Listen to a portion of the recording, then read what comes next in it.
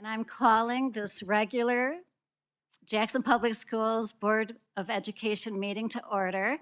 Thank you for attending, the people here and then online. We really appreciate that. If you want to address the board, there are forms in the back on that shelf. If you could fill those out and submit them to Sarah Ebersole, we'd appreciate that. So agenda item number 2, we're going to stand for the Pledge of Allegiance. I pledge allegiance to the flag of the United States of America and to the republic for which it stands, one nation, under God, indivisible, with liberty and justice for all. And now I'm going to turn this over to Sarah for a roll call. Ms. Hamilton? Present. Mrs. Simonetti? Mr. Reddy? Ms. Sharp? Mr. Dobies? Ms. Acton? Here. Ms. Hunt? At this time, agenda item number 4, I would entertain a motion to approve the agenda. So moved.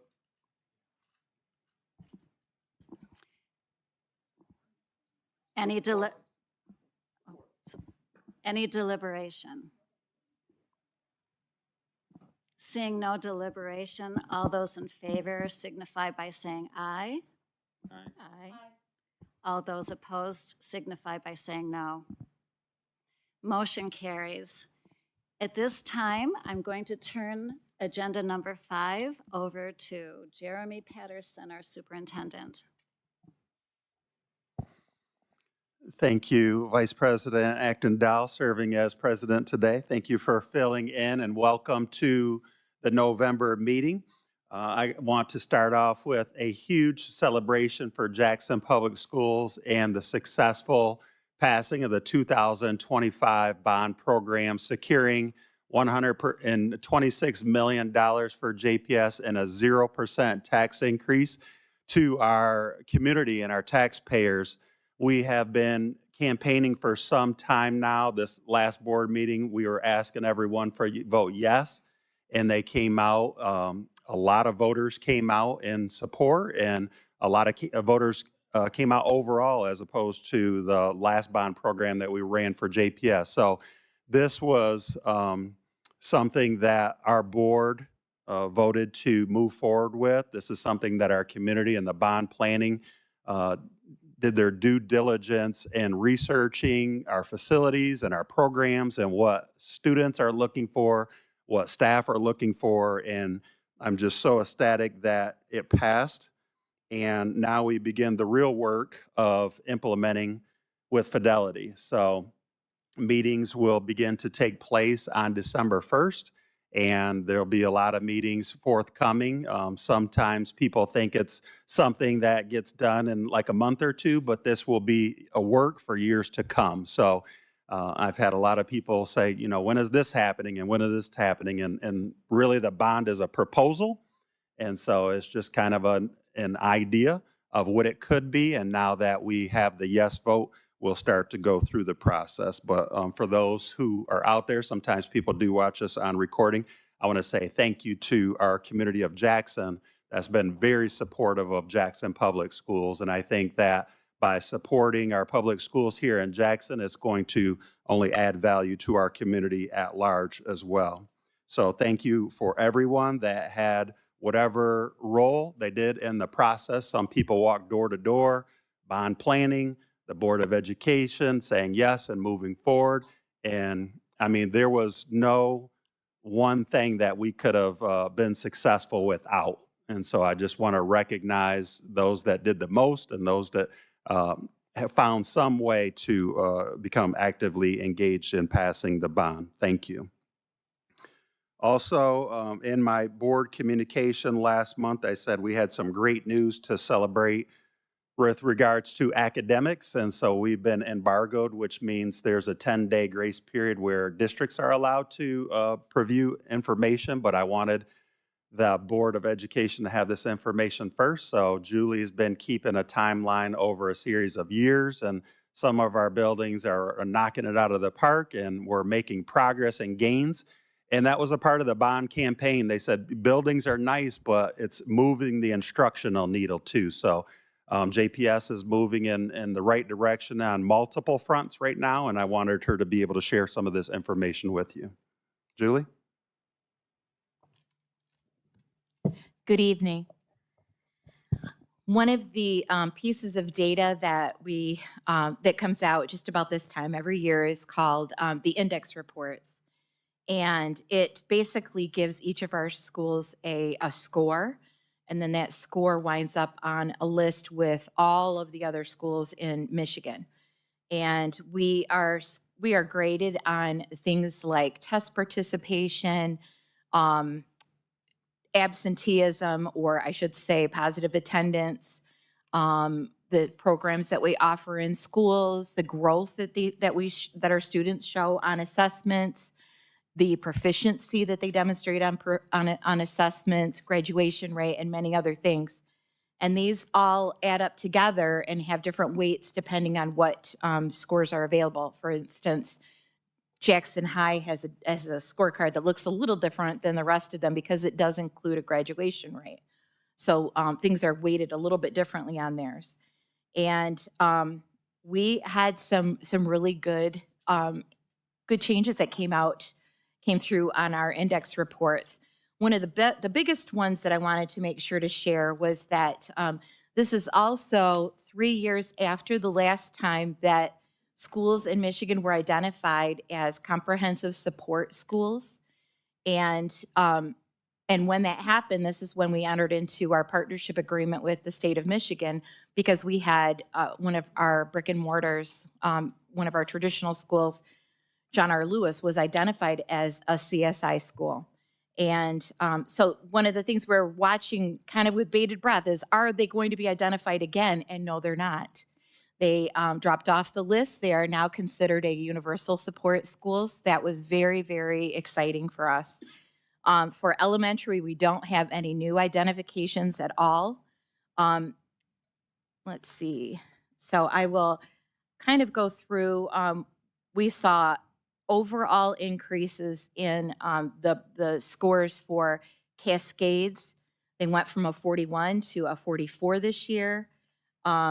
Dibble increased in their overall index report from a 66 to a 79. Hunt went from a 58. They stayed just about the same this year, from a 58 to a 57, so they're holding their own. Lewis went from a 28 to a 39, and were not re-identified, so that was fantastic. Montessori School went from a 46 to a 60 for their score. Northeast went from a 41 to a 41.72. And then Sharp went from a 94 to a 90. So they stayed within the same area. Middle school at Parkside is continuing on as a universal school and a universal support school. They went from a 44 or 54.9 to a 57.33. 4th Street Learning Center is no longer a school, but last year they went from a 7 to a 16. So there was even growth there. And Jackson High went from a 56 to a 61. They were named a targeted support school, and that has happened in the past. But that's just a 1-year designation, and it's based on one group of students. So that is something that they've overcome in the past, and they will do again. Pathways Pathways was not identified. They're a universal support school. And South Central went from a 15 to a 29.76. They did remain a comprehensive support school, but that does not mean that we are identified as a partnership district or a comprehensive support district. So the news is just overall really good news, and it was a really exciting week to have the bond pass and get this great news, and we're happy that we finally get to share it with you. Does anyone have any questions? I do. Okay. Congratulations. That's super awesome. Yeah. Thank you. I'm hearing comprehensive support, universal support, what are the, what is it? So The- universal supports are schools that don't have any designated support. So they just get the same supports as every other school. So they haven't been identified as having any special label. Sounds like that's the highest level, or? Yes. Okay, Yep. It's sort of a non-level, okay. if you will. Yep. Targeted support is, those are schools that are identified for a single year, and it's usually because it's not that they're low on the list in the bottom 5% or anything like that. It's just that there's a group of students that isn't performing as well as their peers. And I believe for this year, it was students with disabilities, if I'm not mistaken. I'll make sure to get you that information. And we can print off these score reports so that you can see them, and if I can give you more information on that. And then comprehensive support schools are schools that are identified every 3 years, and they receive a lot of supports from the state of Michigan, and a lot is expected from them as well. So it was kind of important that for Lewis not to be re-identified, because there's another set of steps that we would have had to have taken. And the other piece is that we finished our benchmarking or looked at our end targets, and they look good. So we're just waiting to hear back from the state of Michigan on those, and we're hoping that we'll be exiting that partnership status soon. It sounds like we have no comprehensive supports. Is that The the right only term? one that we have left is SCMV? SCMV. And that does not mean there will be a partnership district? No, no, because it's an alternative setting, and they were identified in the last round as well. But because they're an alternative school, that there's a sort of a pass given, if you will. But our traditional buildings, if any of them had been identified, we would have been pulled back into that partnership status. Thank you. Mhm. One last question for you. Sure. Sounds like it's TSI, targeted, and universal. Is that the 3 designations? There's another one. It's ASI, and I can't remember. We haven't had any ASI schools for identification, but the 2 that we've seen are the CSI, and so the comprehensive support and the targeted support. Where does ASI rank among those? I would say that it is probably in between them in Between terms which of ones? between comprehensive and targeted. Targeted being just a 1 year.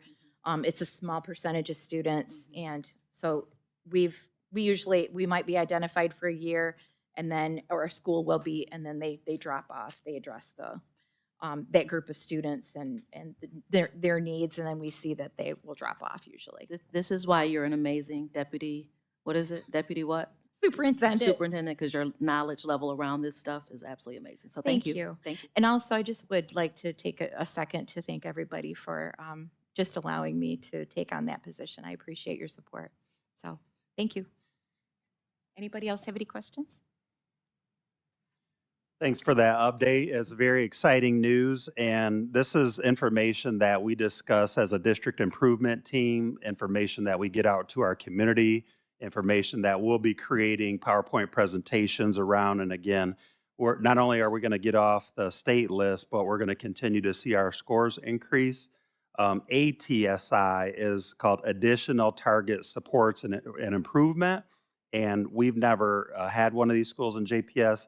And it says it's schools that have 1 or more subgroups performing poorly under a CSI school. So you're kind of in the low, and you have these low performing subgroups. So we have never had that since its inception.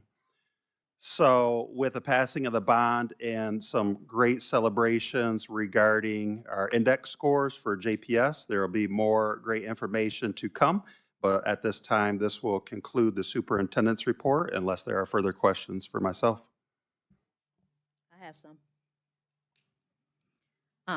Embargo, can you just kind of explain that? Whatever you said, it's been embargoed. I just wanna Yes, understand there's a that. period of time where the state allows schools to review the information first before they are showcased publicly. So it gives you an opportunity to look at your own schools before everyone else gets to see them. And then there's a 10-day period that happens. And so that embargoment was released Friday at 5:00 p.m.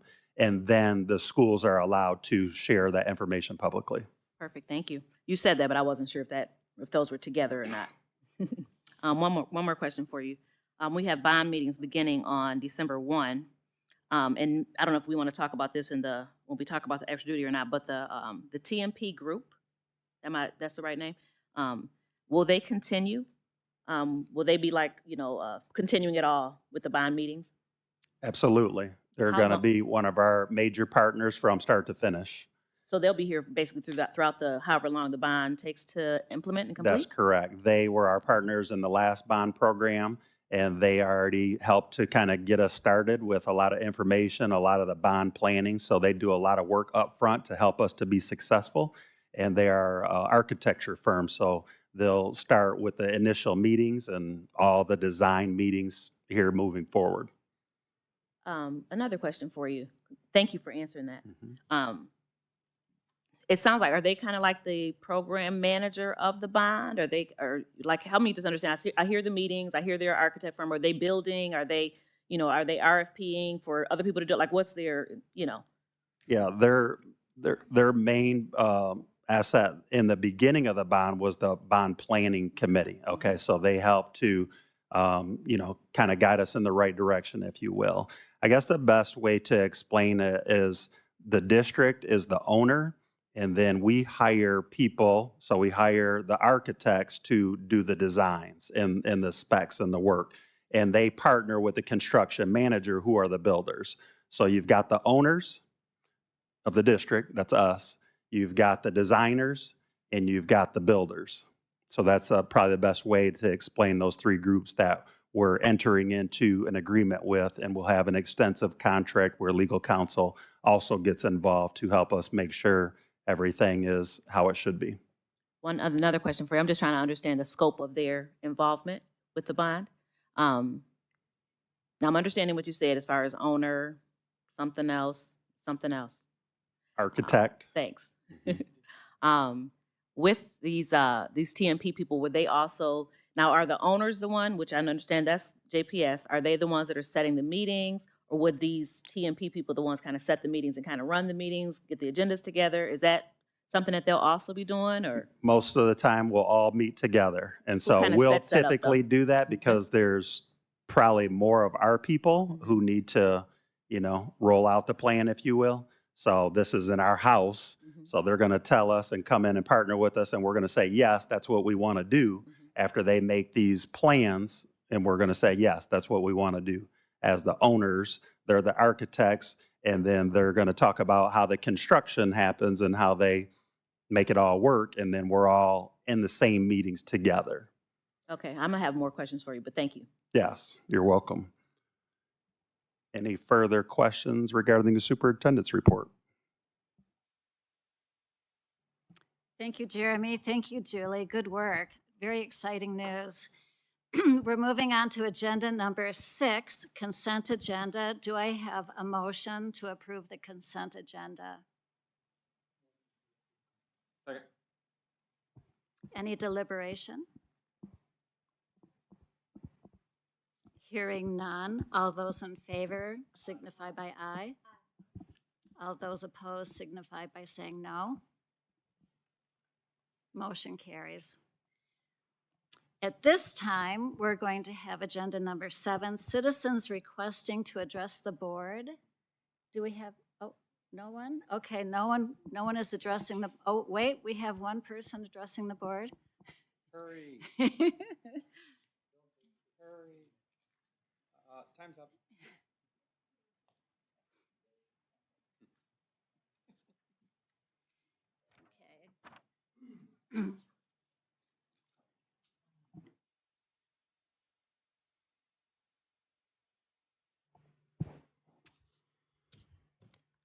Sorry, just get my timer going, guys, so I can keep an eye.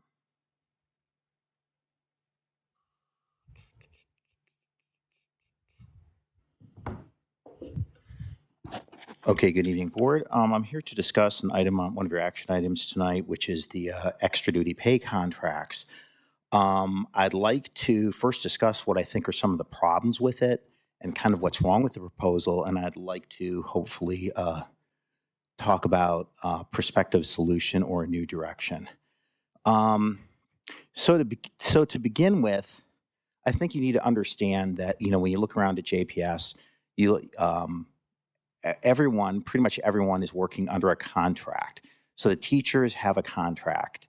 The administrators have a contract. You just wrapped up work on a contract for the new superintendent. So if you've ever been a salaried or contract employee, it pretty clearly stipulates that on one side of the ledger, here's your pay and your benefits and your total compensation. And on the other side is basically you're expected to do the job. There's really not truly such a thing as a 40-hour a week work week. If you're a contract or salaried employee, you're just expected to do the job as it's given you. So that's kind of one of the problems with the extra duty pay is it's sort of extrapolating and above and beyond means to compensate people. And that's just kind of really at odds with how this reality works for most of the other people in the district. I mean, simply put, there is not extra duty pay at JPS for teachers. And that leads on to the next problem is I think that if this proposal kind of passes or is adopted as is, I think there is a potential to damage the relationship between members of the administration and teachers at JPS. And I could see this becoming a like rallying call for them. Like when they come back to negotiations and they're going to say, where's our extra duty pay? And it might be an unintended consequence that the board really wouldn't like. And finally, I think there's just no way around it. This is just any way you cut it, this is just a bad look for JPS to be awarding these sums the same year that you eliminated 35 teacher jobs. And well, actually, that's not finally. And the final consideration would be legacy costs because, and you can talk to you can talk to Marcus about this, but there's a formula that's used to calculate pension benefits. And when you get these additional cash forms of compensation, that could be inflating your pension costs for people here who are young and spry, but one day won't be, and might be drawing pensions from JPS, well into the back half of this century. So I think in order to, I think the first thing, best starting point is to just kind of eliminate this current proposal as it stands. I think the second thing you should do is if you want to keep costs down on the project is you should start with Todd Fry and his staff and sit them down. This is not going to happen in a week. Maybe it'll take a couple months to go over the work you're going to be doing and saying, guys, what can you do? So I'll give you one example. Todd Fry, and I've heard a lot of good things about the facility staff here, really good things. But Todd Fry, he has a background as an HVAC contractor. And that's a significant piece of this. There's no reason your guys can't do that. It's my understanding that also that you can pay for and there's a specific term, but basically sort of a supervisor to represent all the work for JPS. You can pay for that out of the bond funds. I think it's better to have a third party do that than keep it in-house. And then there's not a question over the expertise of the person doing it. So I think you should try to avoid extra duty pay altogether. I do think since I'm pretty sure that a lot of members of the board were not even kind of aware of this. This is something that originated just in 2018. And, it's been a long 7 years and it wasn't on the radar when you negotiated the contract with the superintendent. So what I would say is if need be, you can open up the contracts for Todd Fry, possibly some people on his staff. And the other person I'd put on that list, I think that there's a case to be made that the superintendent, because the buck stops with him. And he needs to be very aware of this stuff. And I would favor opening his contract if you need to boost his compensation to reflect this. But I think the extra duty pay is a bad way to go. And then for the rest of it, if you need to go, you have 120 million bond funds if you want to hire someone to supervise the work specifically. I mean, all the work you get done is under contract and should be guaranteed anyway. So I'd be interested to hear all of your thoughts. Thank you. Thank you, Mr. Hastings. Agenda item number 8, Neola updates, first reading. I'm turning it back over to Mr. Patterson.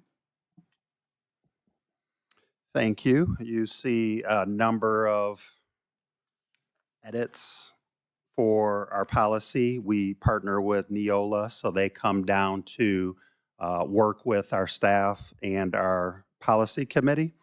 most recently on November 5th. So we took a look at a lot of different policies that were eliminated or revised.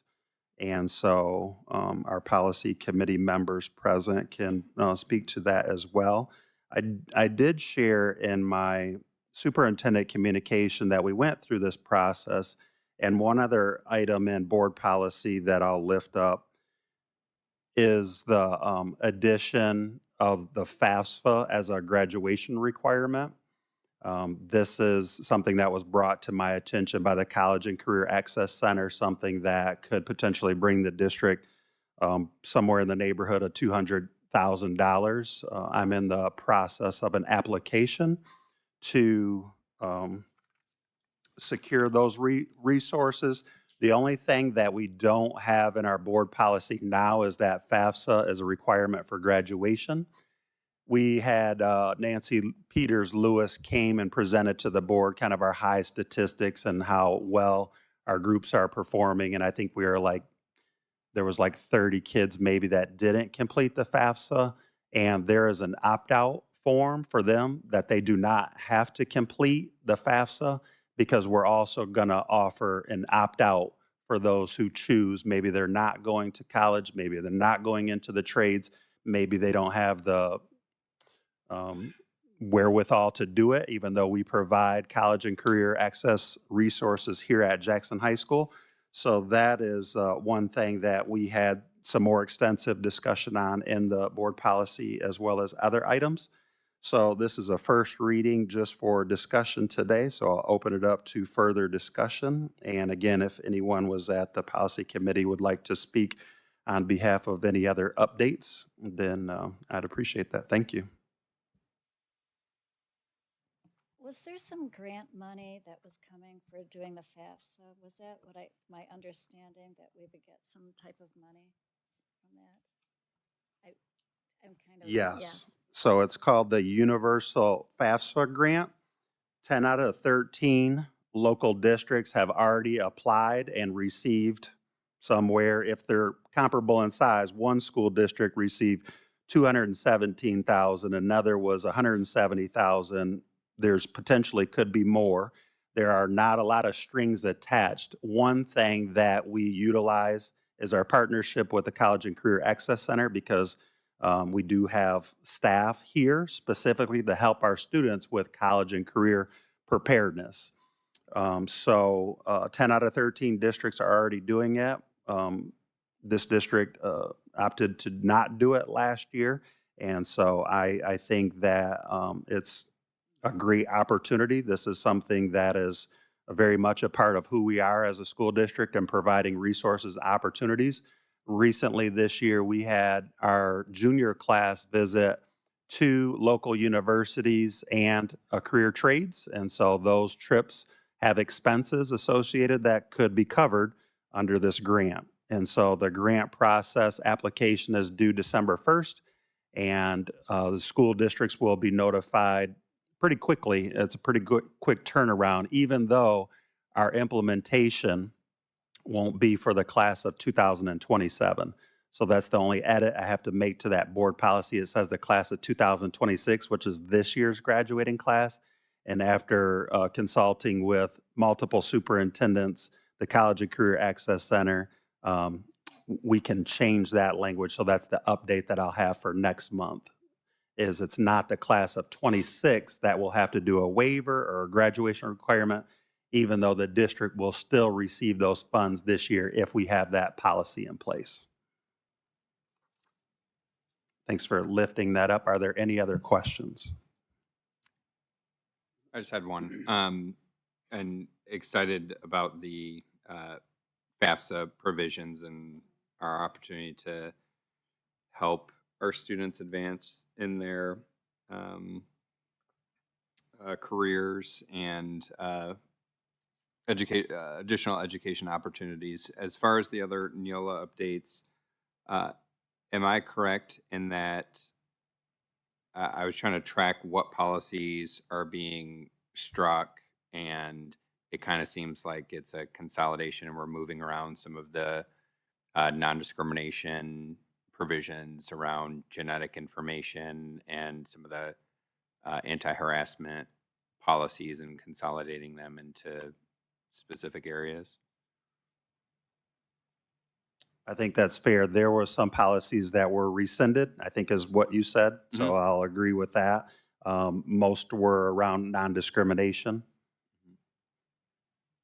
But not eliminating them, we're just accounting for those provisions in different locations within our policy. That's correct. Some were revised and some were rescinded. Okay.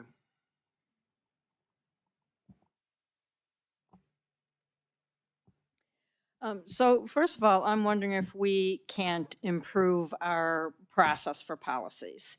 So the policy committee met 2 weeks ago, like you said.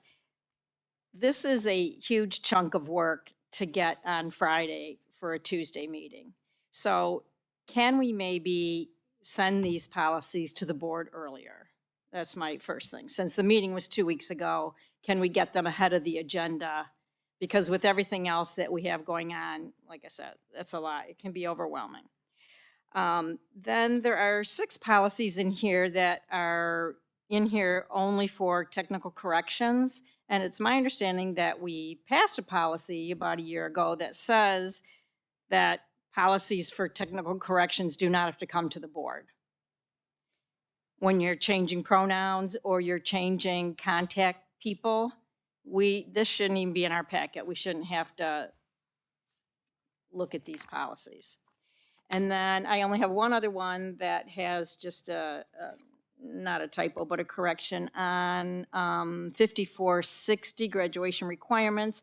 There's just one area where it identifies parent and it should say parent/guardian on the first page of that policy. That's all. Thank you. Thanks for that information. We've taken those notes, and again, we have one revision to that policy, and now we'll add 2, and that was specifically the FAFSA graduation requirement policy. Yep, okay, thank you. I got a couple questions for you.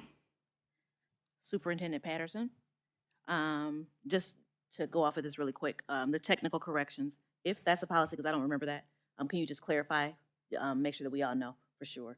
It'd just be good to know. You can send an email or whatever if you want. I want to know for sure. I don't remember that one last year, but I could have missed it. It's okay. I'm gonna just keep going.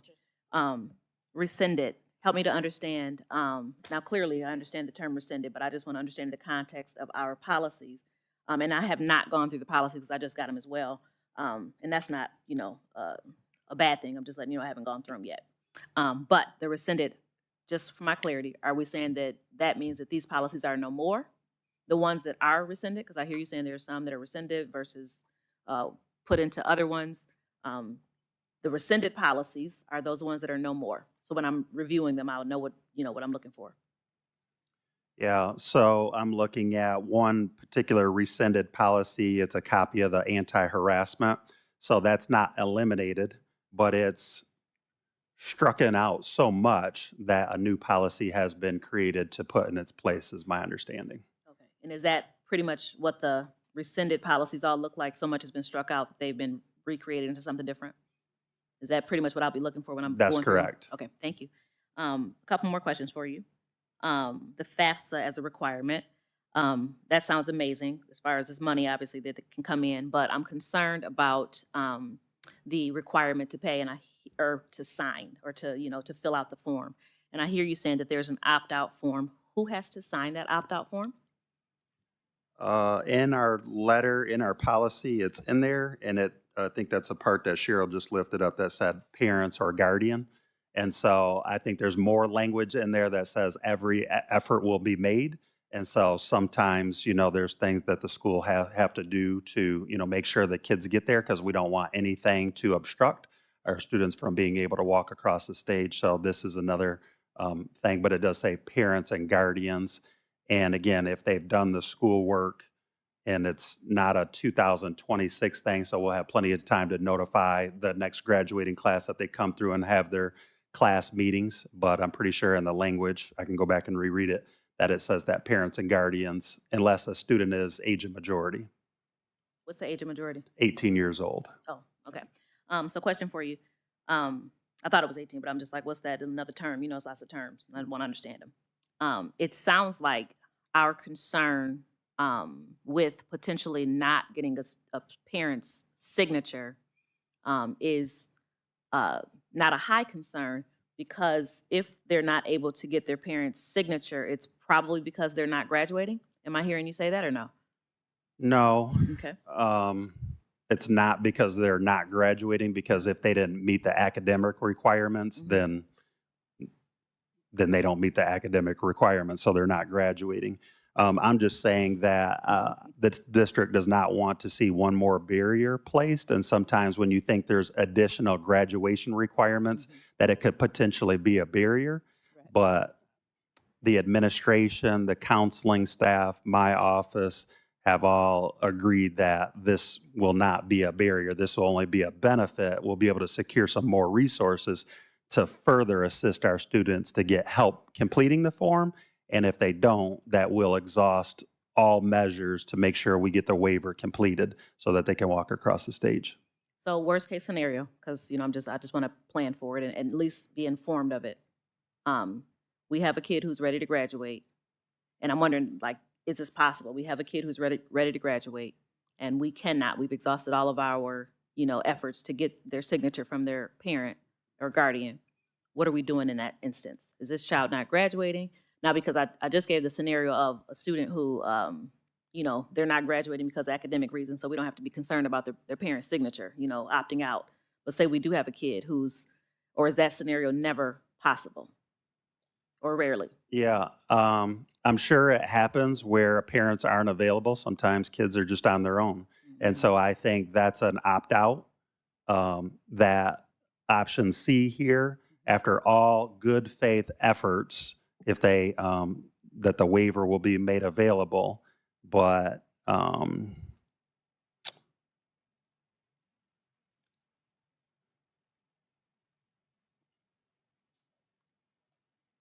yeah, sorry. You're saying number 2. I'm missing that right there. The student is unable to complete the FAFSA as an independent student. Yeah. So my understanding is that, and I have to ask another district if they've had that example, because our intent is to, make sure that if all good faith efforts have been exhausted, that the students can opt out. So thank Maybe you. with the support of the schools, because sometimes it's a financial need and it becomes a barrier. Yep. And I'm thinking the same thing here. So that'll be really important for me next month when we vote on this. I want to make sure that we're not placing a barrier. I get all the good that could come from this, and I would be in support of it for those reasons. But I do want to make sure that I'm not voting to put something in place for a kid who just potentially could not. If there's an opt out that says, we've exhausted all of our things, and then maybe the counselor can sign for him, or like there's something there that there's a net for them, then I would be in full support. So I'll appreciate that answer. Whatever you get to find out. One last question for you. If you read the policy on So, the first Derek, I haven't read the page, policy. and I'll then read the it soon. second part. One more question for it you, Jeremy. identifies that there, It says what the the options monies are. that we'll be getting are about $200-something thousand potentially. And I heard you say that the monies could be used for like going on trips. And it sounds like there's not a lot of parameters around there. Am I understanding that correctly? That's correct. And last question for you, maybe, unless I have another one from whatever you say. Potentially, what have they been using the monies for that we might also use the monies for? Yeah, so one of the biggest things is helping the students have access to a college and career advisor. And so sometimes we can secure a full-time position, and sometimes we only have enough resources to secure a part-time position. The other thing, like I said, visiting schools, so sometimes it's taking care of meals for our students so they can have food on a college campus. And so those are some of the options, and there's more listed here if you would like to. But these monies will be earmarked and set aside for that specific stuff only, right? Not That's like general correct. fund monies? That's correct. Okay, thank you so much. You're welcome.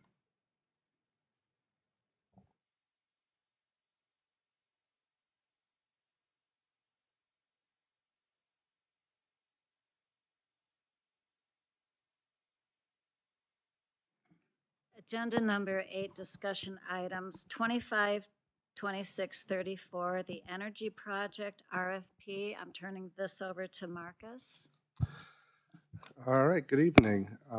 So for well over a year, JPS has been working with our energy advisors at Guaranteed Community Advisors, GCA, on assessing our facilities and looking to see where we can bring energy efficiencies or conservation measures to the district.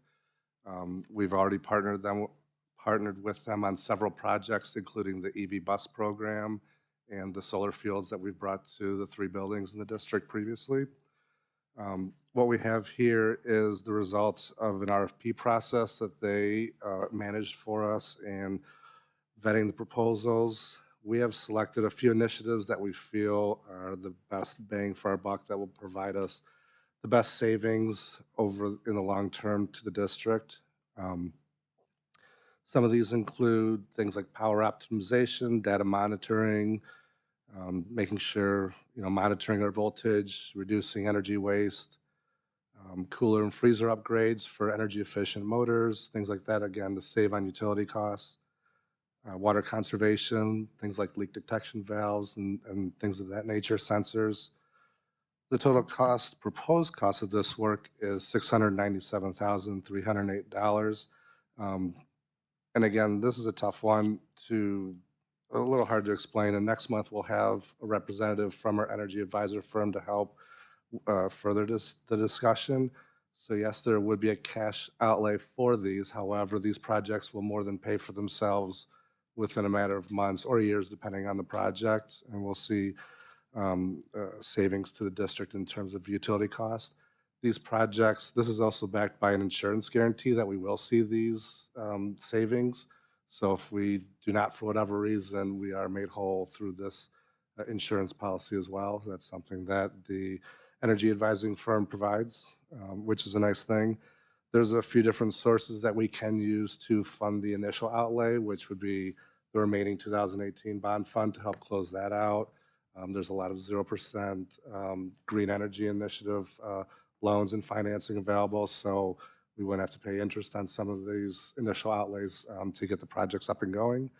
And then I also wanted to mention that I think one of these, the data monitoring, the vendor that we've selected has a program. There's a curriculum opportunity that we can explore where they train and hire. It's like a paid internship for some of our high school students where they can teach them this work and they can get paid doing it. And that could be definitely a pathway that we could look at for the new innovation center as we look in this bond program. So a lot of these projects will go hand in hand with the bond program and just enhance it a little bit more and provide long-term savings to the district. So again, this is just for discussion tonight. We're not looking for a recommendation or anything. We'll bring this back next month and we'll have the CEO of our energy advisors here next month to help with any questions I probably can't answer tonight, possibly.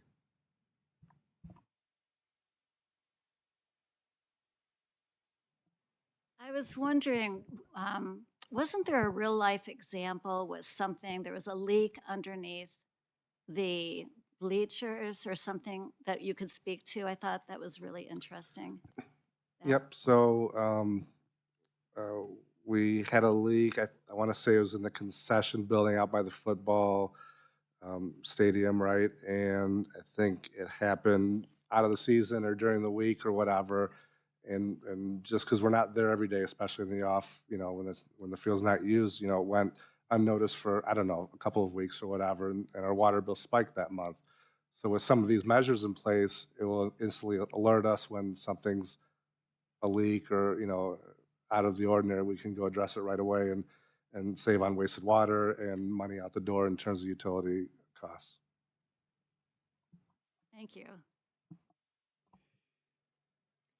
So just as far as financing goes, am I right that there's about 2.4 million left in the 2018 bond monies? I was looking at the financial report. Maybe I interpreted it wrong. How much is left in the 2018 bond? So we have, I estimate after the few projects that we approved earlier this year, we'll have about $400,000 left in the bank account. So I'd recommend right now that we can safely say we'd have at least $350,000 that we could put towards this, probably Okay. more. We're down to the last few trades that we do owe. some retainage and things for on that bond program. So we're really getting down to the end of it. And we thought this would be a good way to just close out those funds and again, lessen any initial outlay on the general fund, which, would help. Okay, yeah, because I knew we had kind of talked in the past about using those 2018 funds for a variety of other things, so that's what Correct. I And was. I think this might be a better use just to, Okay. Thank you. cut that in half. One more question for you. When you bring this back for a vote, are we voting potentially next month? Is that the plan? Yep. When you bring it back for vote, will we know, will you have a better idea of where you're going to pull it from? I hear you saying potentially for these funds, but will we know then? That would probably be a better question for our energy advisor. I think he's got a lot of the financing down in terms of what he would like to see happen. But again, at least half of it could be covered by the 2018 bond, those remaining funds. And then we've looked at other things like rebate programs and grants. And I think at this point, there's a couple of 0% financing options available. And then I believe some of these initiatives will also qualify for rebates from consumers for pursuing these initiatives. So as we've done with our LED upgrades, we've received rebates back from consumers just for taking that extra step. So we would be seeing those as well for projects that are applicable. So forgive me, I asked the question wrong. Will we know where they're coming from? And I know that there were going to be rebates and Yep. but will we know when you come back, you'll say, this is where we're taking it from, that we're taking 300,000 from here, we're taking money from here. Will you know exactly where the money's coming from at that time? Or at least, We can have a better conversation with our energy advisor next month. and they'll tell us where to take the money from Correct. within our district. They'll be able to recommend what he would recommend for us to use to finance them. Okay, I guess I did ask you right. Thank you. You're welcome. Any more questions? No? Okay. Agenda item number 9, 25, 26, 35, 2026 Summer Property Tax Levy Resolution. I'm turning that back over to Marcus again. All right, and so this is something that we bring every year. We're required to vote on how we want to collect our taxes for the next year, right? So we're talking about summer of 26. And historically, at least longer than I've been here, at least for the last 10 years, we've collected 100% of our taxes in the summer. I think that's beneficial to the district, especially from a cash flow perspective.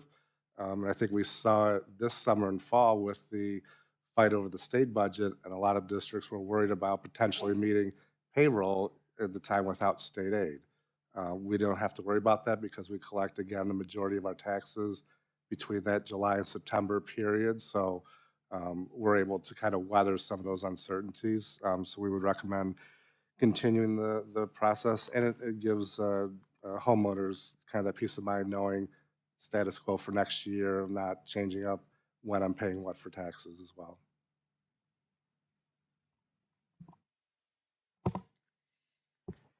I make a motion to approve the 2026 Summer Property Tax Levy Resolution.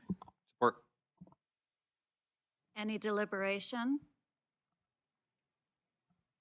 Hearing none, all those in favor signify by saying aye. Aye. All those opposed signify by saying no.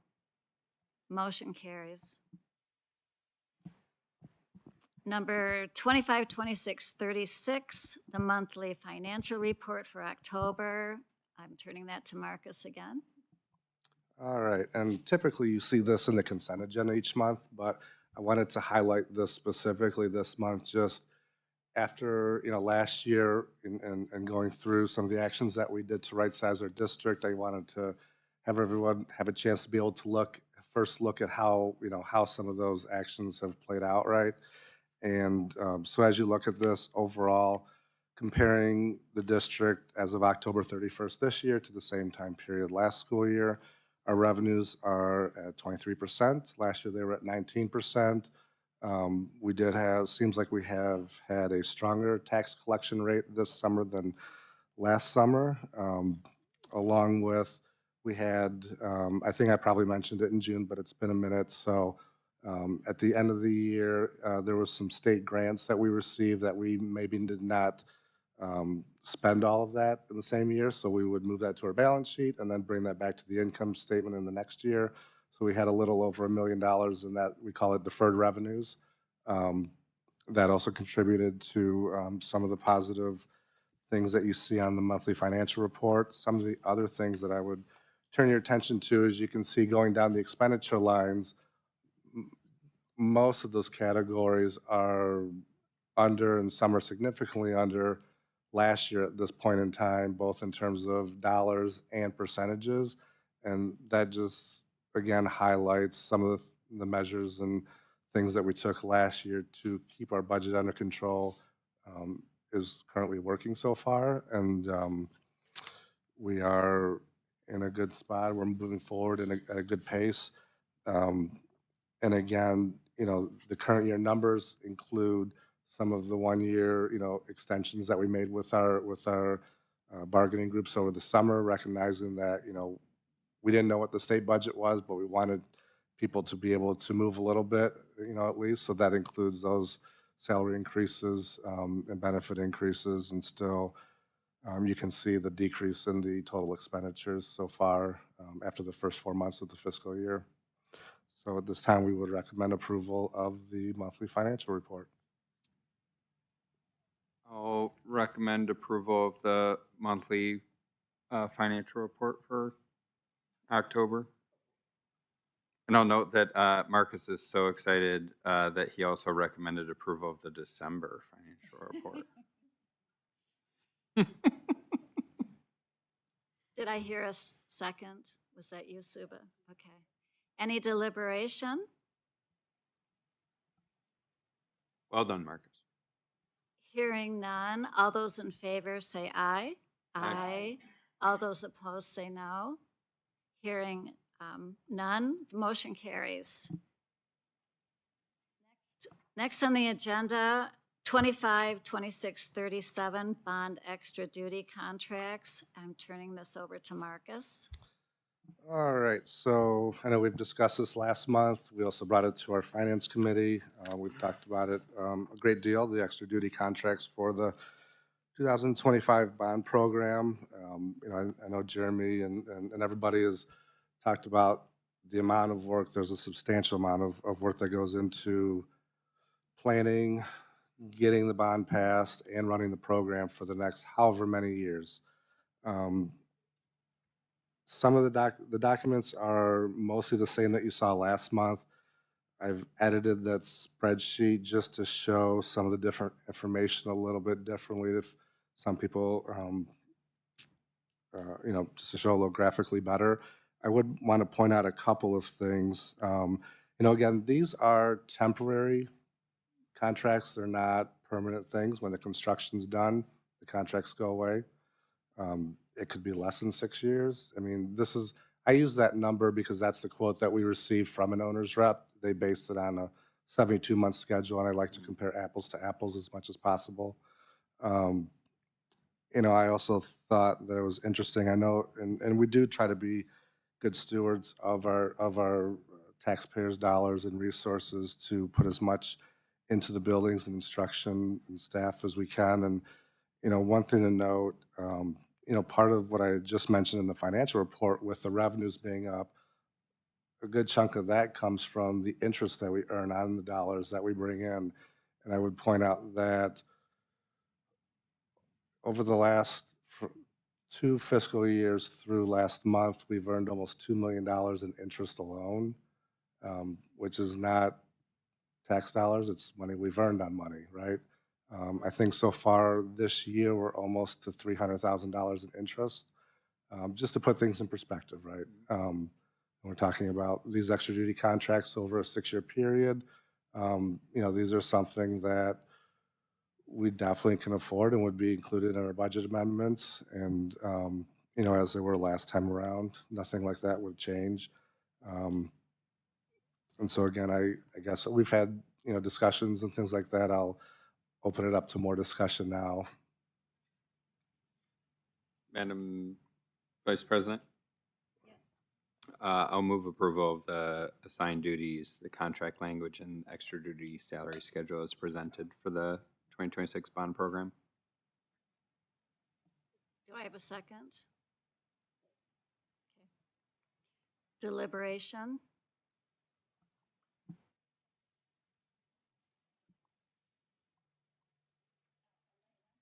Elena? I'm seeing here at the bottom of the spreadsheet, it says uncertain if owner rep cost is a bond allowable expense. So I guess I'm just asking, is, we have not had the conversation of whether or not we should pursue having an owner's rep. So that is not necessarily what I'm asking, but the research that I've done talking to other districts who have undergone bond projects recently, many of them have used owner's reps and many of them have been very happy with that. They have all used bond dollars. So is there a reason we're not sure we could use bond dollars for an owner's rep in this case? The districts that I spoke with either didn't use an owner's rep or weren't sure. I believe Okay. it probably is. I just wanted to Okay. be fully transparent, Okay. right? I'm pretty confident it is. Okay. And I can I just definitely wasn't do sure more if I was missing research. like a special case or Yep, something and for I've heard us. from districts and from firms that owners reps can be a good thing. It just depends on the situation. Sometimes it comes down to the experience of the district and the owners, right? Um, and I believe we do have the skills and experience to manage this program ourselves and continue to save the district and the community those dollars. Because at the end of the day, if the board chooses to hire an owner's rep firm, that's the board's decision. The district will still have to do a lot of this extra work, right? We still have to make these final decisions, approvals. We're the ones that have the history and background information on our buildings, our facilities, our district. We're not going to turn this over to a third party and say, here you go. And so in my personal view, it would be an added expense. We would be foregoing over $500,000 of bond projects. And, you never know what you're going to run into, right? So a lot of this is infrastructure related. We're going to be opening up many old buildings like this one that's going to be 100 years old, and we don't know what we're going to find when we open up some of these walls, right? And so we want to make sure we have those contingency funds available to address those needs. And $500,000 is a lot. Trustee Dobies? Thank you, Madam Chair. I just wanted to say a few words about my feelings about this to maybe take some of the weight off of Marcus because he's included in the extra duty pay. I've organized my thoughts a little bit today. When the voters entrusted us with a $126 million bond that doesn't raise any taxes and was the biggest bond proposal that was passed in the state this November, we did so making a commitment to deliver that programming and those improvements with excellence, transparency, and a commitment to fiscal responsibility. I think some of the things that Marcus has already talked about tonight showcase that by approving the extra duty compensation for the internal talented staff that would lead this work. I think we're putting the right people at the helm, not placing a huge bond program in the hands of someone that doesn't necessarily understand our district and comes at a higher cost. These are people that know our buildings, know our students' needs, and I believe are uniquely equipped to see the project through from planning to completing the final punch list. I don't think that it's new for JPS. We did this with the 2018 bond as well. And just looking at some of the numbers that came out of that, closing out that bond and what we paid with extra duty pay versus what we could get from contracting with the private sector company based on industry averages, it came in like 70% less. That's a huge savings. By applying that same efficient model again, I think we're continuing to ensure the highest quality execution of our bond, saving the district significant taxpayer dollars. And I think it's somewhere in the neighborhood of $360,000 compared to outsourcing those same services. So I think it's a win for the district. I think it's a win for the improvements that are to come by using the expertise of those that we have here in the room, and ultimately a win for the students. So I'll be voting yes on it. Trustees. I agree also. I think we have quality people, and I think when you look at the people on this list, I would trust them completely. I'm certainly a believer in promoting from within, whether that's a job promotion, a salary bonus, or whatever. But I'm still struggling on a couple things. Differentiating regular duty and extra duty. I'm struggling with that. So again, these are salaried employees, and each of you knows in your head how many hours you spend a week at your job. So what I want to know is, with this bond work, does that mean you have 10 extra hours, 20 extra hours? I'd like to see what the extra duty means with regards to time. And then I have a hard time believing that every single person has an equal share of extra duty. I would think that perhaps Todd would have a higher amount of extra duty than, say, Sarah. And when you look at the possibility of an owner's rep and all these tasks that are listed, do they take over all of these?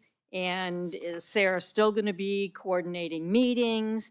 I'm really struggling with normal duty and extra duty and who's doing the bulk of the work.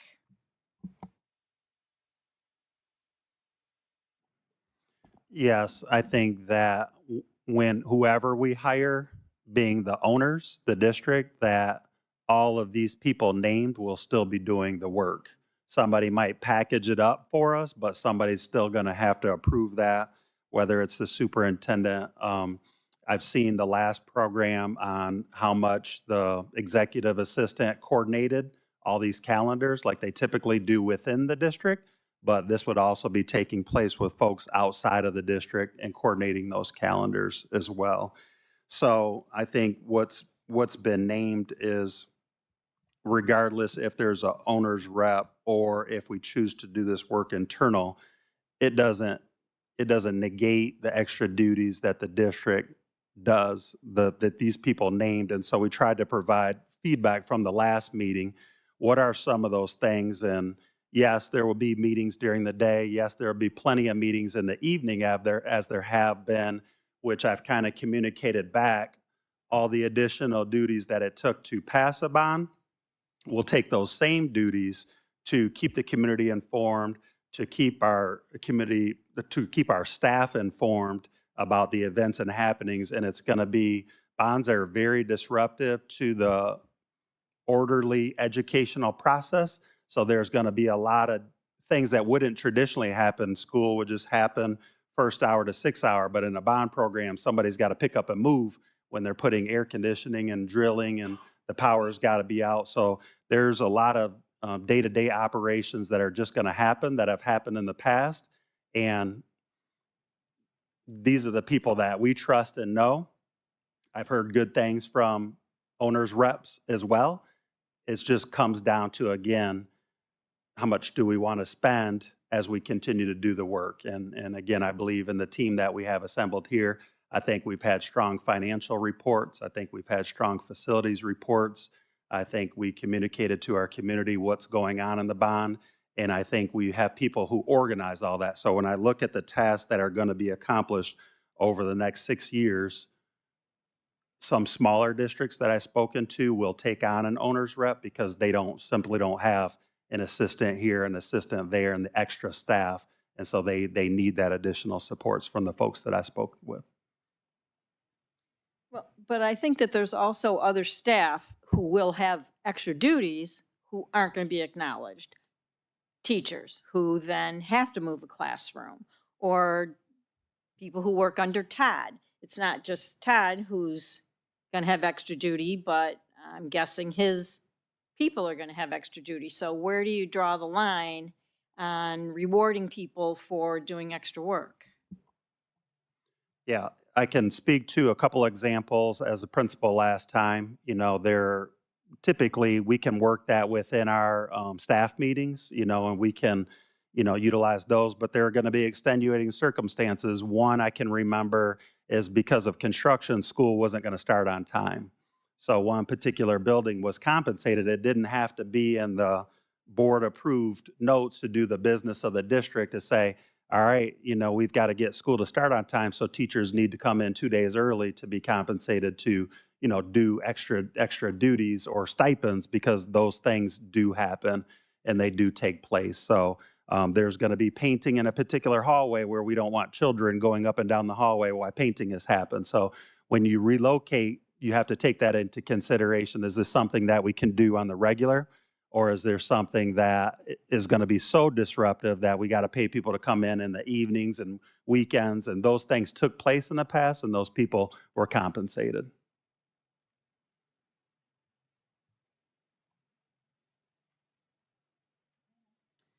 So I want to speak honestly, but I also want to speak with recognition of and appreciation of all the work that has been done and that will be done. As a teacher, I feel like if I heard this in my district, I would be really discouraged, just because as a teacher and for the teachers that work in this district, they have taken on so many extra duties already. And on a daily basis, we're asking anybody who is in a building working with students to be counselors, behavior interventionists, attendance coaches, curriculum specialists, and we have asked them to do more by eliminating positions. And to turn around and to not address that first, to not award extra duty to teachers. I mean, I'm all for paying teachers more, but I think more importantly, we're not recognizing that they are doing extra duties, and we are not taking steps to alleviate those extra duties first. We eliminated positions, and I understand that there will be some of those backfilled. I think it's really insensitive and shows a lack of understanding to say that we will be paying extra for things when that would also be taking focus away. Our administrators who should be helping with these issues and alleviating these issues, it would be just taking their focus onto something else. And I realize that I'm biased as a teacher, so I have one perspective, but I can't in good conscience vote for that.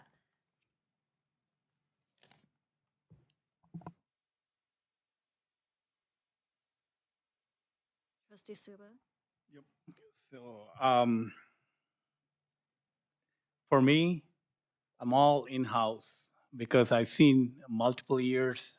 There's so many teachers out here spending extra time after school, coaching kids from football to basketball to volleyball to tennis. And good example, Mr. Jason from Parkside Middle School. He started coaching tennis 3 years ago. We were getting 60 to 70 kids out there.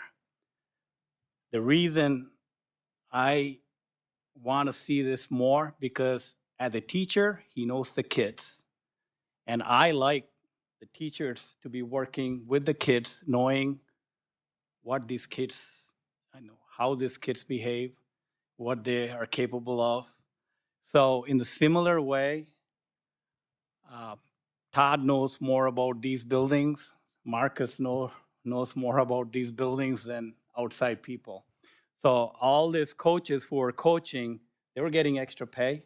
And there's so many teachers who work after school at the football as a security guards. They get extra pay because they're putting extra effort.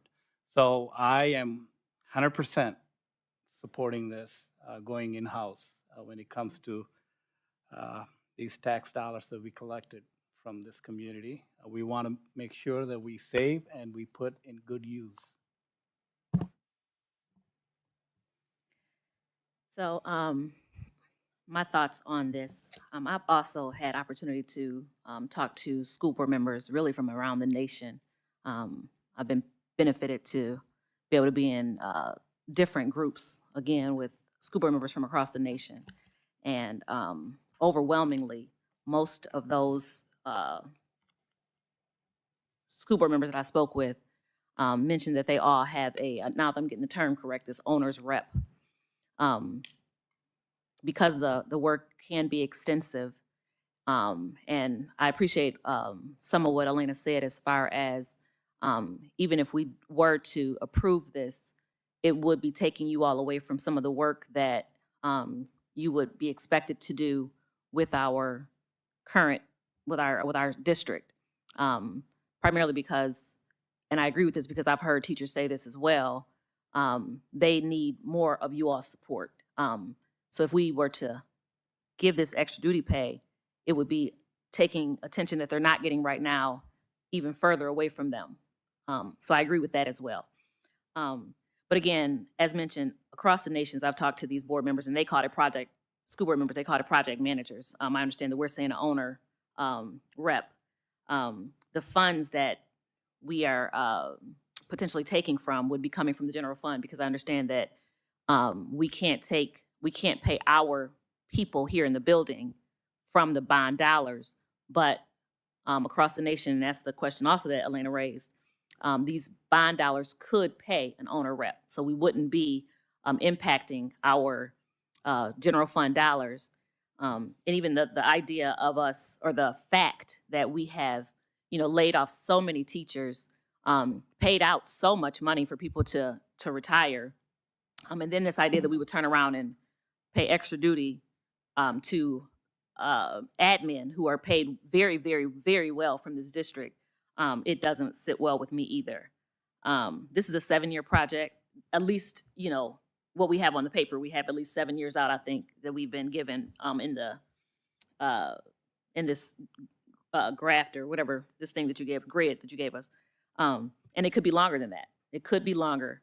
And that's concerning. And then the 2% interest, I don't know if this also, and we spoke about this in the email, Jeremy, and you weren't able to give me an answer, and that's okay, but that also concerns me because I know that with the other extra duty contract that we had when we had the previous superintendent, he was getting that 2% interest that he gets as a raise each year, cost of living raise. It also, that 2%, that extra duty got a 2% interest as well. So it's not just what we're seeing there. Potentially, we might also be getting an additional fund from that, or monies, additional money from that. And that doesn't sit well with me.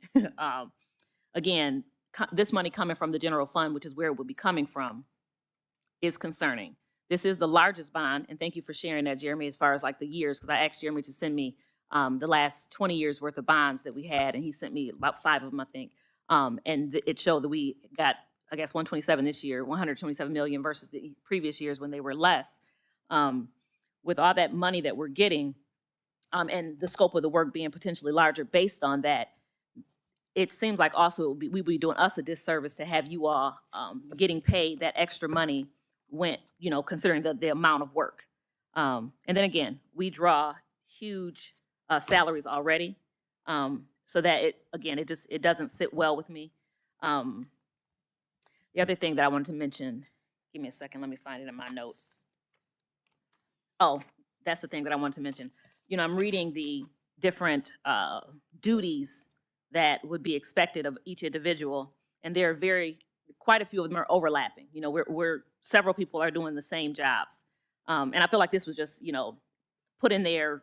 One, we wanted to understand the scope of the work that each individual would be doing, but some of these duties again would be overlapping each other, meaning that 2 people will be doing the same job and both of them getting paid for it. And that doesn't sit well with me. So I'll definitely be a no on this. I would much rather see this money going towards teachers, students, equipment, materials, stuff that our teachers need. Even after school programming, if that's a thing that we could potentially fund it, or give these general fund dollars to, versus staff. And I'm very much would be in a support of hiring an owner rep, now that I know that's the term that we use for these bond dollars, or for this, to manage this bond. I got one last question. Marcus, how much money was the difference if we were to hire somebody last bond and we did in-house? What's the difference? I want exact number, please. $363,000. No, for the 2018 bond, an expected cost would be about $435,000. We paid out in extra duty contracts that $128,154. So the district realized savings of $306,846. Thank you. Can last you time. repeat that one more time loud and clear? The Please? district realized savings of $306,846. That's a lot of amount. So we are not just looking to pay these folks who are gonna put extra hours, like a lot of teachers out there putting for coaching other kids or being security guards at the places. These people are willing to spend their time to make our schools safer, better, and getting paid extended pay and saving for the district. So I'm going to be 110% yes on this. Any other deliberation? Do you have some? Oh, okay. I just wanted to respond. I think to some of the comments tonight. I don't see. We're going to have to have someone be the program manager for the bond, a team of either company or a team of individuals. What the proposal here is for us to have that internal team, those that know the district, do that work. My concern with hiring an owner rep is that they're going to come in and be consulting with those same individuals in that case. And those we're going to be then asking this leadership team to continue to meet with those owner reps and do extra duty anyways. We can save those costs by working and doing this internally. I don't think that I don't see this as an affront to any of the others that aren't receiving that pay. This is the team that I think Superintendent Patterson has pulled together to lead this bond proposal. It is, if you look at the salary schedule over, what is this, 6 years, $266,000. It's around 40 grand a year to do this work. So to me, I think there are just significant savings in going about doing it this way. We have, past practice of doing it this way, and I think we really delivered for the community with the 2018 bond proposal, and I think that we can do the same with this proposal.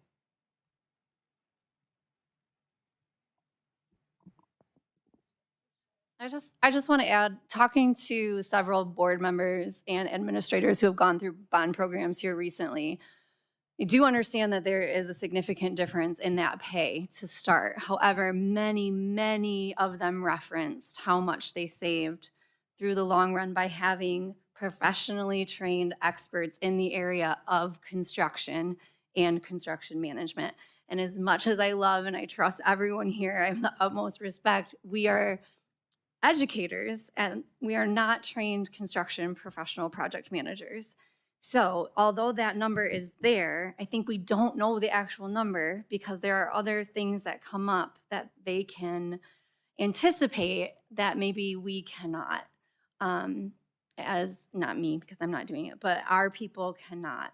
Not because they are inept, but because that's not what they're trained and professionally trained to do. So I just wanted to make sure that I was coming across knowing that owners reps are there to represent the school and make sure we're getting the best deals, best contracts, best timeline, best scenarios in those cases that come up from what I've learned. So, and I think to piggyback onto that is I'd like to hear from an owner's rep. I mean, this is a new term for me. I don't know who they are. I don't know what they have to offer.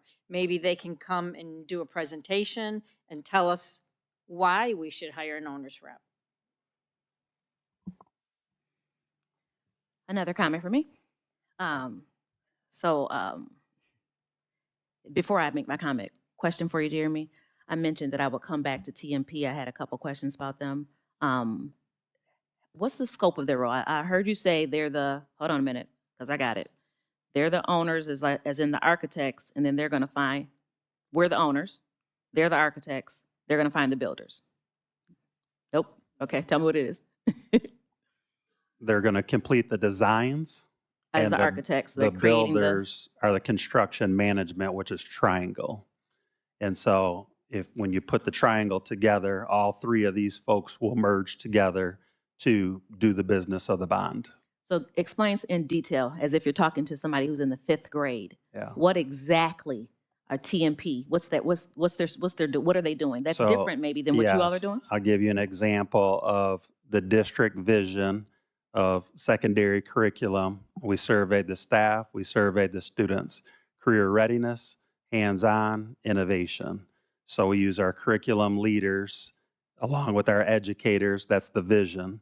And so we share the vision with the architects, and they came up with 4 classrooms.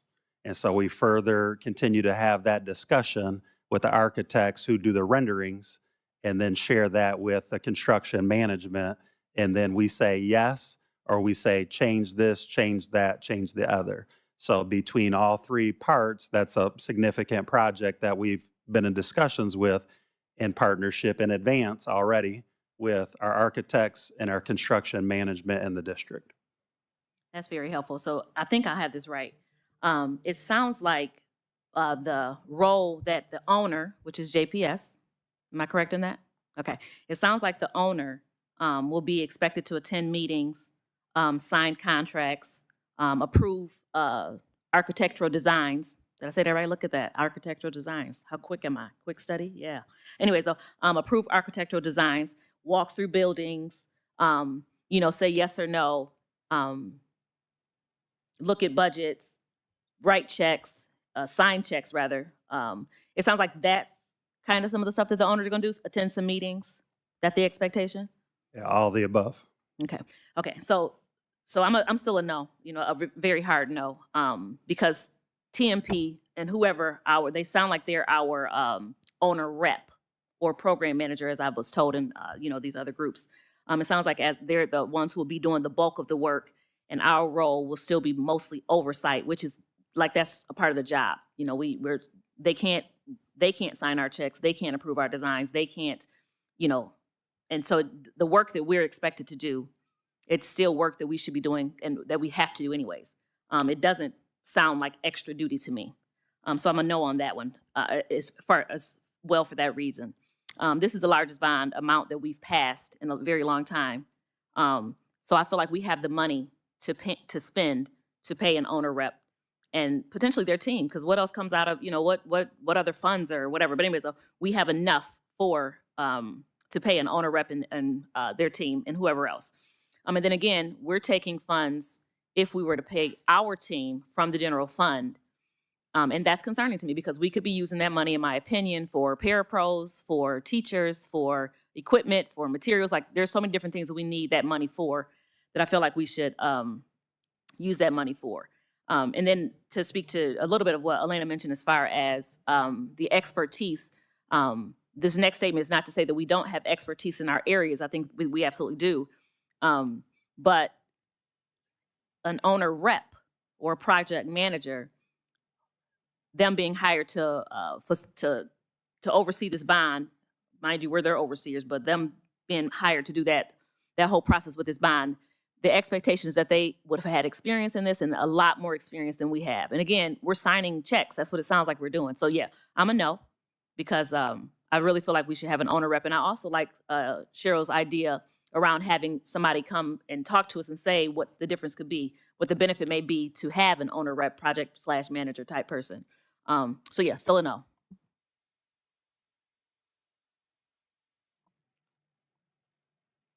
Madam Chair, I just want to clarify some things because I think, again, it's Trustee Hamilton is maybe getting confused on the different roles. TMP is not the owner rep. They're the architect firm. TMP is the architect firm. Correct, Marcus? Correct. And then Triangle is the construction management firm. Correct. Triangle oversees the trades that are selected and recommended by the district and approved by the board to perform the work. Yes. Okay. Thank you, Um, Derek. Yep. I think it kind of got confused in some of the things that you were saying there. I just wanted to clarify, so.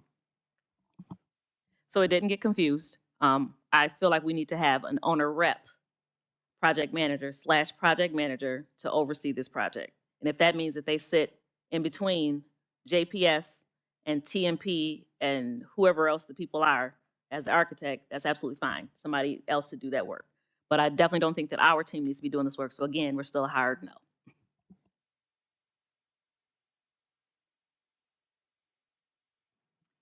So I had a lot of input on this from my constituents since the last board meeting. So we've been asked to approve an extra duty compensation request from the administration as it relates to the recent passage of the millage request by JPS. I don't believe we should set a precedent because extra duty pay was included in the 2018 bond fund. This doesn't have to continue. Of concern is that this extra duty pay could be included in legacy costs. In March, the Board of Education gave administration a 2% raise. I was the only no. And I know that on 6/20 of 2025, the administration did get some extra duty pay. It's right here on the spreadsheet. It's, for the public. In March, the Board of Education gave 37 district employees a voluntary severance package due to a budget shortfall. So, and then I'm going to agree with some of my board members that I don't see that the administration has much experience overseeing a construction project. I'm concerned also that this isn't an equitable arrangement in account of our teaching staff needing to do extra work too. The extra duty pay could be used to fund several positions in the district, such as teachers, paraprofessionals, teachers' aides, behavioral support specialists, to name a few, to close the achievement gap in reading and math scores. And then in this uncertain economic climate, many of our parents are struggling to make ends meet with high inflation, power bills rising, and the cost of housing rising also.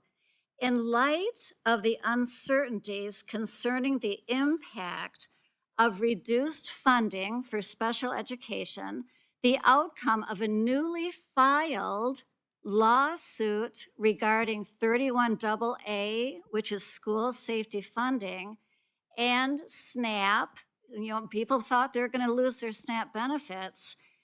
I think we should hit the pause button. Perhaps this request should be reviewed by the Board of Education during its regular budget developmental cycle, which begins around March of 2026.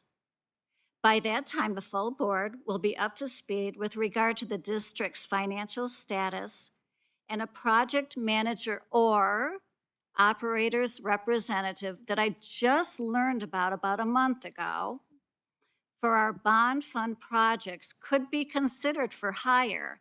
Now, I have talked to other school boards, and actually, they hired operator representatives that saved them money. I'm proud of the teamwork of our administration on getting the millage fund passed.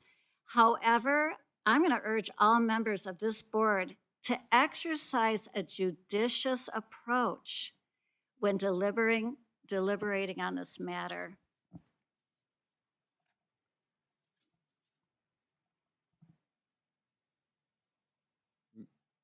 Madam Chair. Um, just to answer some of your points, the I think saying that the administration doesn't have the experience when they've some of those same individuals have carried through the 2018 bond proposal is not accurate. Is not an accurate thing to say. And I think you mentioned that the extra duty pay could be used to fund extra positions like teachers and various other positions. I'll just note that the 2026, 27 totals for the 6 individuals here would total $40,000 across all of them. If you add all of their extra duty pay for that fiscal year, it would be $40,000, which I would assume, Marcus, is not enough for like a full-time FTE. I would assume with benefits and the benefit package and things like that. Because there's so having said all of that, it sounds like maybe there is some interest for the board in exploring or having a discussion from a owner's rep firm. So I would maybe table my motion or offer to table the motion if that's supported by Trustee Reddy to table that to the December meeting to give time to the administration to maybe have some conversations with owner reps and bring that back in front of the board.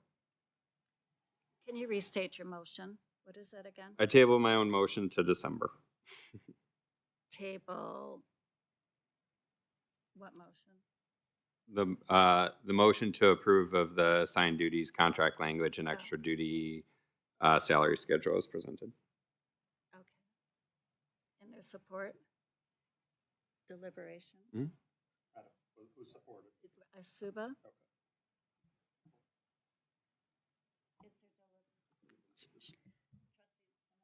So I would be in favor of that, Derek, because I was otherwise going to be a no on this as presented. I think it needs more work. I'd like to see it come back. So I would be in support of tabling.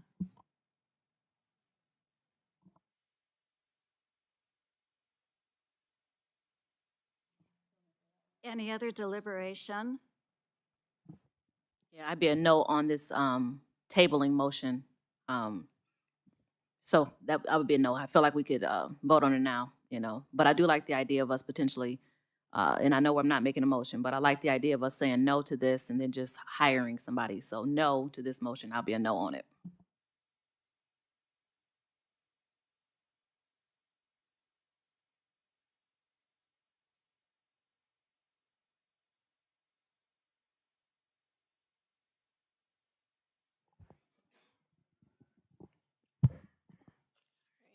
Ms. Hamilton, No to Derek's motion.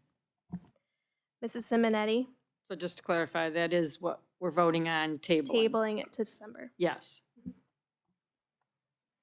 Mr. Reddy, Yes. Ms. Sharp, Yes. Mr. Dobies.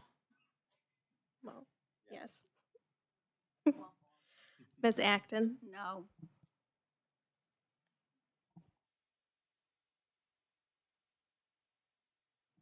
Motion carries. Moving on.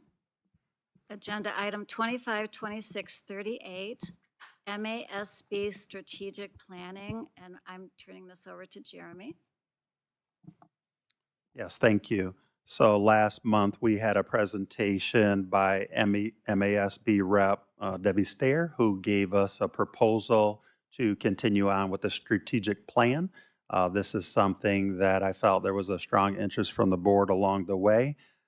We have a strategic plan that's kind of coming to a close with the end of our partnership agreement, and I think it would be wise for a MASB, our partners, to come alongside of us to work on a district-wide strategic plan as presented. Do I have a motion? I'll move approval of the MASB proposal. Move approval of the MASB proposal for strategic planning as presented. Do I have a second? Okay, Suba. Any deliberation? Just, oh, sorry, go ahead, sure. I'm in favor of this. I'm just questioning the timeline because I thought they gave us a timeline and then this is kind of vague about when it would actually start and end. So I'm just questioning the timing.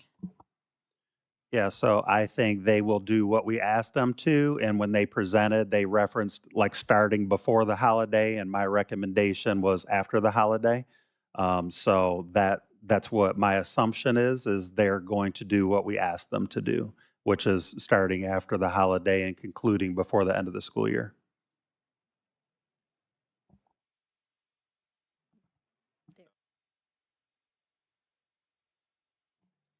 So I'll say that I will be in favor of the strategic plan.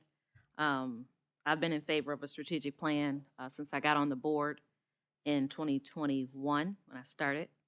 My first comment on this was in 2021, and I said to the board at that time, it feels like we are in the middle of an ocean without a compass because we don't have a strategic plan.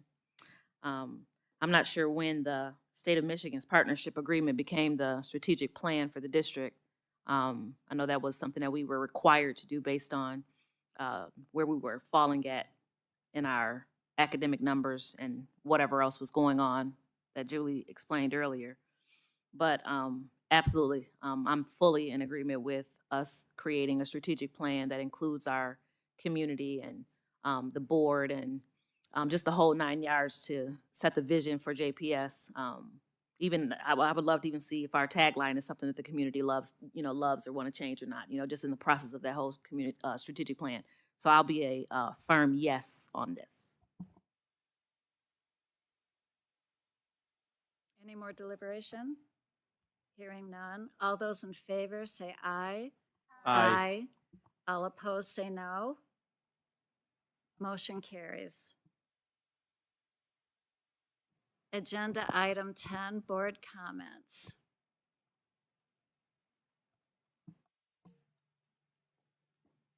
I want to say huge congratulations for the accomplishment of exiting or about to exit the partnership plan. That is so awesome. And I have been so honored to sit in on those district improvement meetings and just watch how much work and time and energy and just love has gone into that. It is evident as an observer.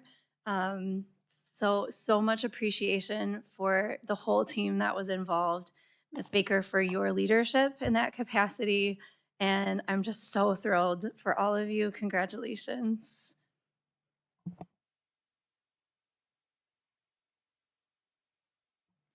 I can go next. So, but yeah, that's a huge accomplishment and congratulations to everybody who were part of this achievement because those numbers that tells you a story. Thank you.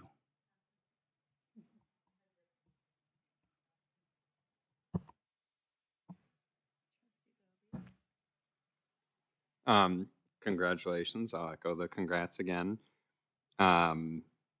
Congrats on Marilyn for running a fine meeting this evening and wishing President Hunt a speedy recovery. I had one quick thing to say, just looking ahead to our organizational resolutions in January. I'd like to see or ask the administration to conduct RFP process for our annual retainer contracts. That's just one thing I've noticed every January. They just come to the board as continuing agreements. Often we don't see the cost of the contract language, cost or contract language, unless we're like asking for it. And we're under different leadership now, but for the sake of transparency and accountability and ensuring that the district receives the best value. I think we could post those in a public RFP process, which allows us to kind of openly evaluate which firms are going to provide the highest quality service at the lowest cost. And then finally, I just want to thank everyone who voted, who volunteered on the bond committee. Many of us in the room, I actually was driving up West Ave and I saw Elena, I would anticipate knocking doors for the bond with her 2 kids, or 2 of her kids. So incredibly excited about it. Look forward to continuing our conversations about how we're going to properly administer it and move that program forward. But really proud that we passed this and can continue to do the good work of the district. And pretty proud that it was the largest bond proposal to pass in the state. So we have a lot to be proud of, and proud day to be a Viking.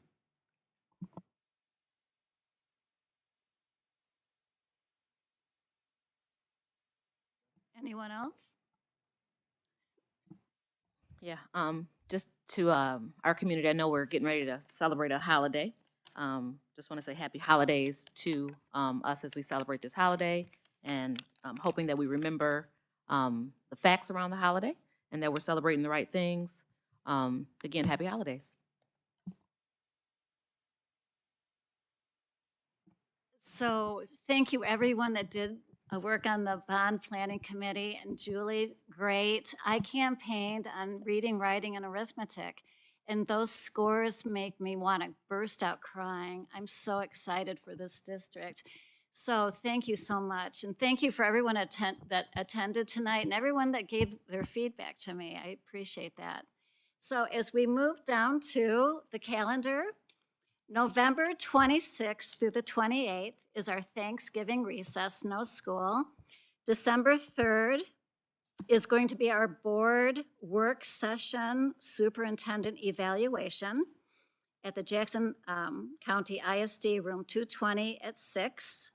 December 16th is our regular meeting at the JHS Media Center. And December 22nd till January 2nd is winter break with no school. So do I have a motion? Second? All right, thank you, everyone. Have a good night.